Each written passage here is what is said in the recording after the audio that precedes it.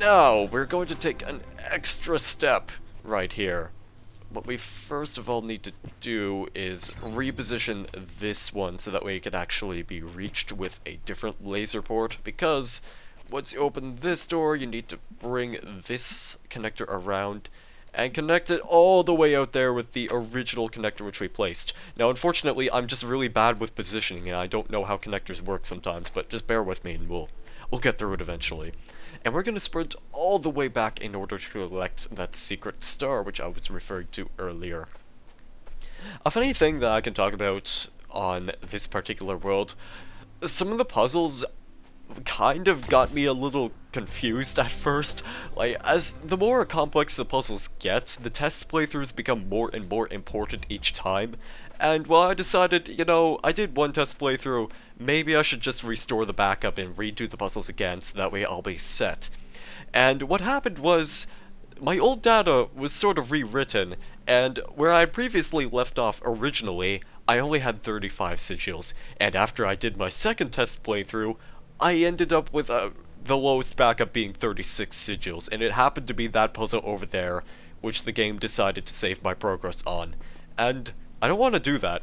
So I had to create a new profile and do this all again. But thankfully, if there's one thing I can comment on about this game, is that if you know your way around the puzzles, it could potentially be one of the easiest things in the world to speedrun. And I'm kind of wondering if anyone has speedrun this game yet. I think I might have looked that up at one point or another, and I probably should do that after this video, because I would be pretty impressed to see a full speedrun of this game. It's definitely a lot more, I want to say, speedrunnable compared to games like Serious Sam, where with like Serious Sam 2, nobody did a speedrun of that game because it's basically impossible. In Serious Sam 3, if you know the tricks of like avoiding the sand well, then you can pretty much easily speedrun that game. But at the same time, I really don't know. I think they might have patched a few things here or there that won't allow you to do that as easily, but whatever. But if you can tell what the process of what we're doing is right now, we need to collect this jammer so that way that door will be staying open for the time being. And we need to move this connector, I want to say right around here-ish. Yeah, that should be fine. So then we need to take this connector and sort of encase ourselves inside this puzzle. Grab this connector. This is yet another collectathon, if you couldn't guess the pattern at the moment. And we need to connect this door over here with this laser. Collect a third one. And then we need to make sure this wall panel is open, if I'm remembering the events correctly. But first, we need to actually move the first connector which we connected to the wall panel and the source port, because, well, positioning and all that. I don't think I need to explain anything more about positioning, except how important it is with this game. Now, we need to take the jammer with us. We can't just leave it here. And this is the reason as to why we have to move things around a little bit more in order to make sure we can complete this puzzle. And if we don't, then we're going to be stuck here for quite a long time. So that connects. You jam the door from this side now, so that way you can take the connector with you on yet another adventure. You take the second one, you connect it to this door all the way out here. And then you take this connector. Are you seeing a pattern right here, guys? Because, well, I know it might not be obvious at first, but if you want to make sure your connectors are connected and the connections are made, you have to constantly move the connectors around to make new connections, so that way the old connections will no longer be necessary in the newer connected worlds. If you're having trouble following the walkthrough, by the way, I'm sorry. But I cannot stress enough how important it is to connect everything in your surroundings. So we've done all the puzzles, we've collected the star. However, there are a couple of Easter eggs out here on this beautiful beach which I did not get a chance to show off. This is another one of my favorite worlds in the first area of the game. I just love the way this looks, in the skybox too. That is a really, really nice skybox. You get a beautiful sunset against the beach right over here. And over here is an Easter egg. It is a big SOS drawn in the sand. It can be a little bit difficult to see, and I'm not sure how well you might be able to see it in the video, but it's there. And I suppose well, no. I was going to say I could probably outline this, but I don't really feel like it at the same time. But believe me though, it's there. It's a big SOS written in the sand.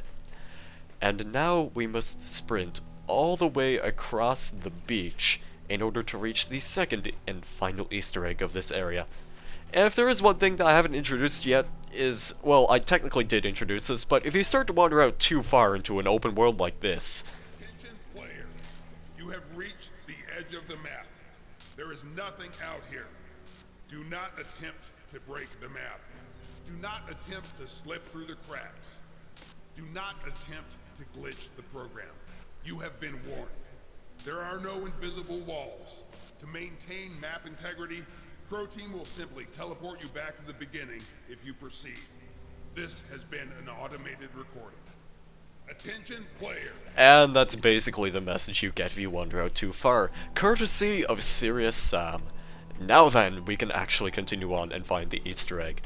But yeah, in open worlds like this, and if you manage to break out of bounds in some worlds, where you're kind of encased in some sort of like castle walls or something, which I did demonstrate in one of the previous videos, then, well, you're just gonna eventually get teleported back if you wander out too far, and plus, the game, like, makes it really difficult to actually see anything if you get out that far thanks to the visual effects.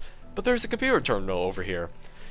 The reason as to why it's all the way out here, and notably, not beeping at us, it has a blue screen on it, and yeah, that's a pretty good one, in my opinion.